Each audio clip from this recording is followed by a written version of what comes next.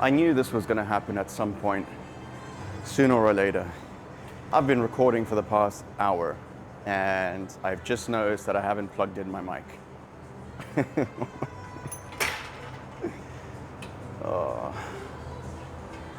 So I'm going to have to try speed run this again because I don't really have the time.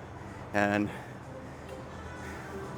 I'm trying to be consistent with this. So when I think about yesterday's episode, right, I ended it on seeing my father in the ICU ward in the capital, but then later on he was transferred to our hometown. I spoke about how I saw him as a skeleton, you know, a big man becoming a shell of his former self. Anyway, but most importantly, I have to address a discrepancy. I said that my father was in a coma for 3 months. He wasn't, it was actually 18 days. For as long as I can ever remember, I have always had 3 months in my mind. I don't know why.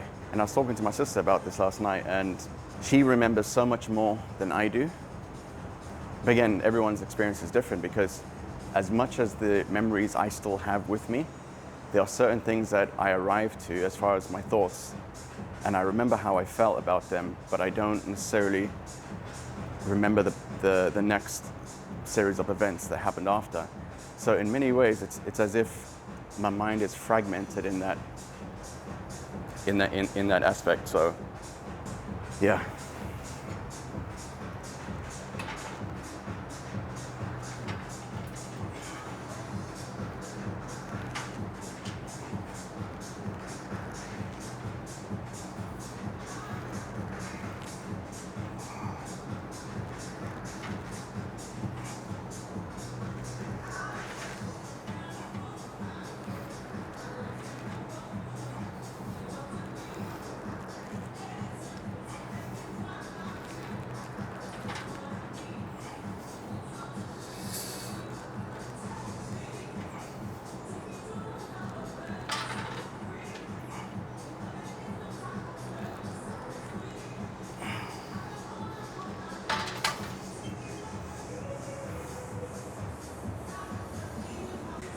You know those days that one thing goes wrong and then like everything else has a domino effect? This is one of them. I got the music playing, all these fans on in the background. Yes, I know it's summer. There's just so much stimulation going on, and it's hard to sort of align my thoughts and think straight and talk about what I want to deliver. On top of already dealing with how uncomfortable this is for me, I suppose it's just the nature of the beast and just get on with it. So my mother became the full-time carer for my father. And the reason why is because the hospital at the time, they didn't see the point in looking after him anymore, as they classified him as a lost cause and that there was no hope, because he had severe brain hemorrhaging that affected his mobility, his thinking, cognitive ability, all of that. Naturally, my mother took it upon herself to step into that role, bringing him back home to restart life. That was,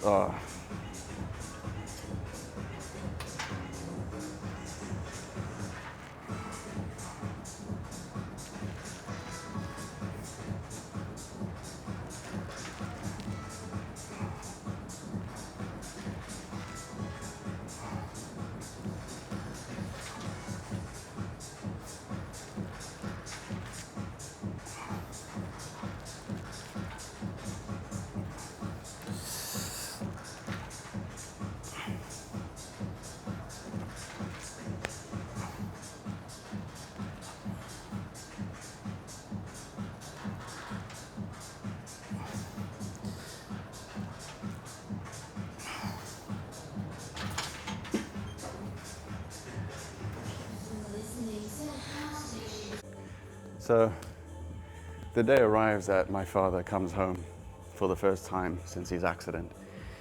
And I remember we were all there when the ambulance brought him to the family home. He didn't know where he was. You could see it in his eyes.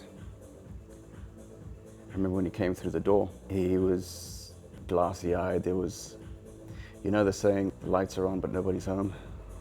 That analogy in real life. It was hard because as I saw him coming into this new environment again, I didn't know who that man was. Like, I knew he was my father, but I pretty much had to get to know someone for the first time, and it was the same for him. And even though he had some brief recollection of his children, because he called us by names, after some time, the whole rehab process was a journey.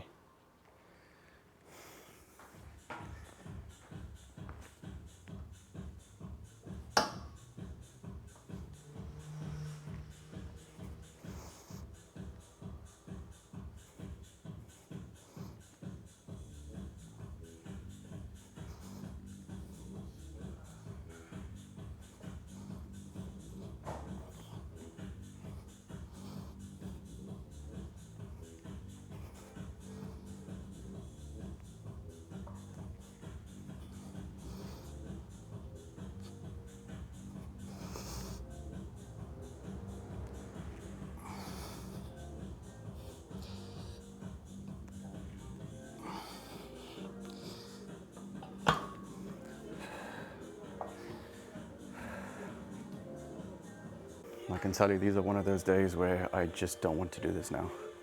One of the hardest things we got to witness as a family, though he was a man in a physical body, he was a baby at mind. He had to relearn everything. I remember my mother having to teach him how to go to the bathroom, to eat, to walk properly. I remember there were moments with my sister as well, and bear in mind, again, Bianca's younger than me. Show him numbers, colors, words, just to try regenerate speech again. A lot of these things are still a blur to me.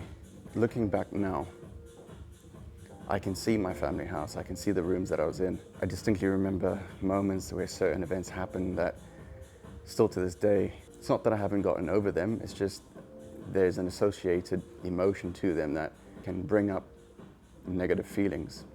But one thing I will say on that matter is it's important that I talk for myself, really, because if there's ever a moment or a situation where I need to unpack these things, I actually have a record. And at the same time, this is just like reps. I'm just going to get better at it, become a lot more confident, and get over my fears of public speaking and all other associated insecurities.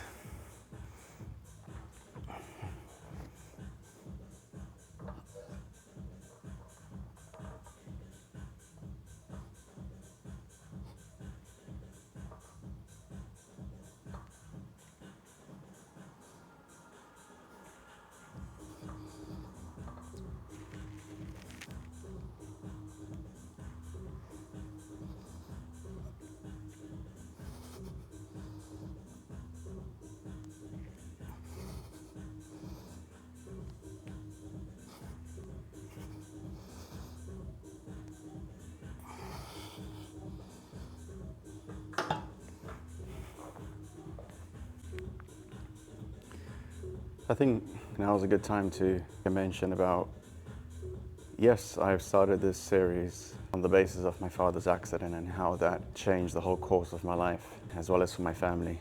I started with my dad because I know how important of a figure he was in my life. And the fact that I effectively lost him from when I was 10, it really had a profound impact on how I contended with the world. Relationships, friends, people, school, everything. And of course, I had many things happen before his accident, which I will touch on at some point. Even my sister was telling me, well, why don't you talk about the times that you would climb trees, catch lizards, do all sorts of those things that you did as a child. And I will, because those were integral to me. They were the most fundamental parts of my life that I look upon fondly. I remember even when I moved to this country and to Portugal, it was so hard to relate to people because I was like Mowgli, you know, from the Jungle Book. All I used to do was either race my dirt bike, climb trees, find snakes in the bush. I knew which ones were venomous and which weren't. Just be out in the wild, and I inherited a childhood, and even though it was short-lived, they are still the most fondest memories I have of my life. So yes, my father was important to me, but there's a lot more to it as well, which we'll get into.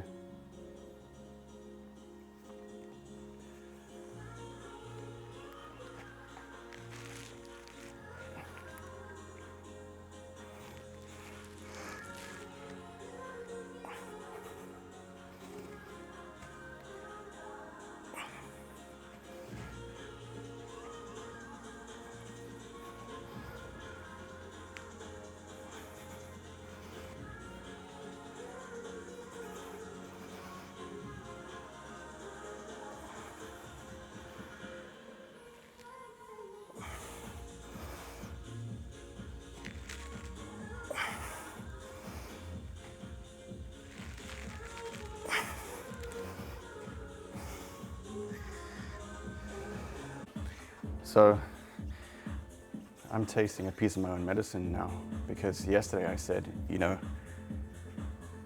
I should have a structure with these videos, and I really should, because when I noticed an hour ago that I didn't have the mic plugged in, it's derailed my thought process. So I guess I'm gonna freestyle it to some extent, and though I do have a natural flow of how I want to progress with this episode, I'm gonna have a bit of a detour right now and fast forward a bit, because there was a time where my sister and I, we were staying with our cousins as we went to boarding school, because they had to support us. And I remember one day one of my cousins maliciously and intently came after us to say, "You don't have a dad. Look at you guys, look at your situation." And I don't care, because I'll say it as it is. My uncle once brought my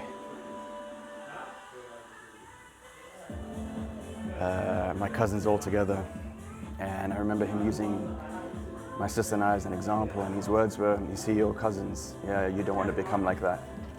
How you doing? Good to see you. Good. I never really spoke about that. I just remember internalizing how that made me feel, and it's like, I never wanted any sympathy card, but you don't say those things. You don't say those things to children and let them overhear that. Especially with him, he had no regard with what he used to say. And should this ever come out and they were to see, I don't care. These things happen, so why should I be filtered about my story? But yeah, just if I was to rewind now, going back to school was pretty much the same situation as the first time round when my father was initially in the ICU. My grades dropped completely. I couldn't pay attention. Though I had a great support system with my friends, I remember just feeling like a zombie, just being numb to everything. The one thing I love to do the most, as I mentioned before, is race my bike and ride it out in the mountains and in the bush. Couldn't do that anymore because we eventually had to sell it. Well, my mom sold it to one of my friends growing up. He was learning how to ride, and I was just there, like hands tied, like, damn, that's my bike.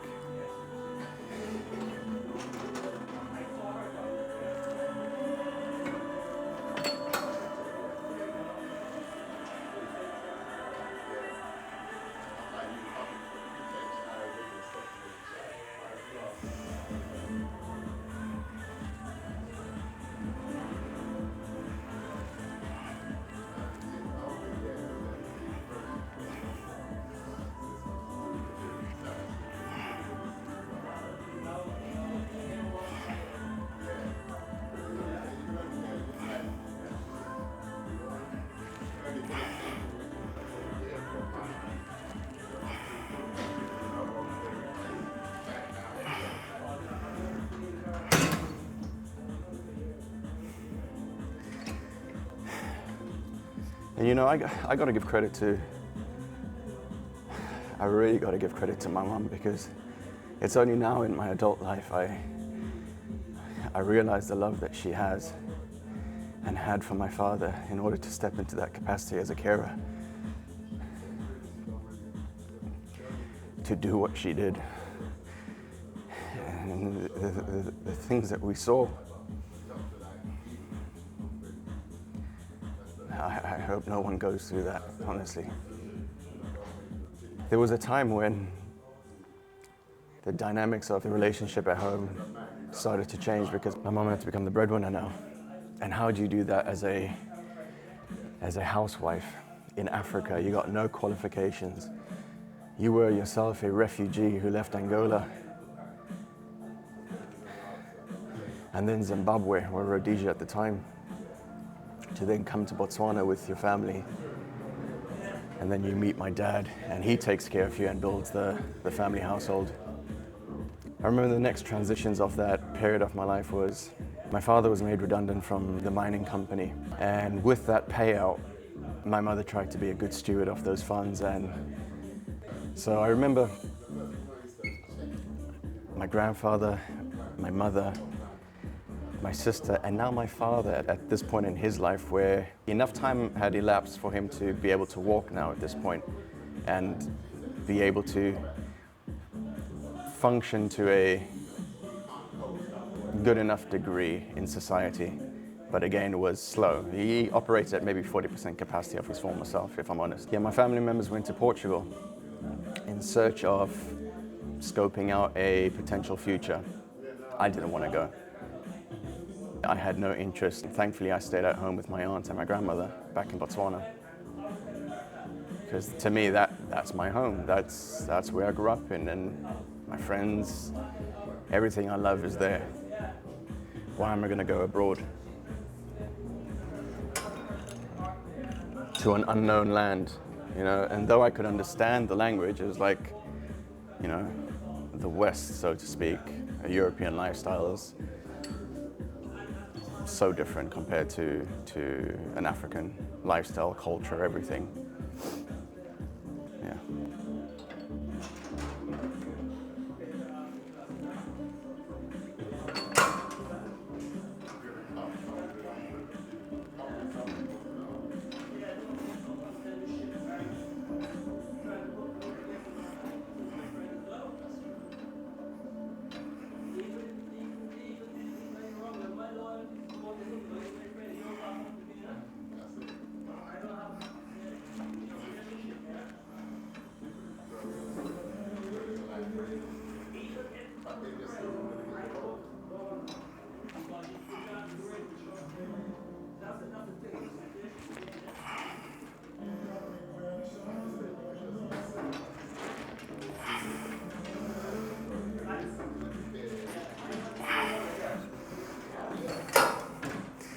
And you know, whilst this is still fresh on my mind, going back to what I said about my uncle, this is not from a place of hurt or bitterness. No, I've forgiven, and I'm definitely over that period in my life. But bringing that up is important because as people, and especially adults, you need to be accountable to who you have in your household and who you're responsible for. You have no idea the weight that you carry in the words that you say to young, impressionable minds. You need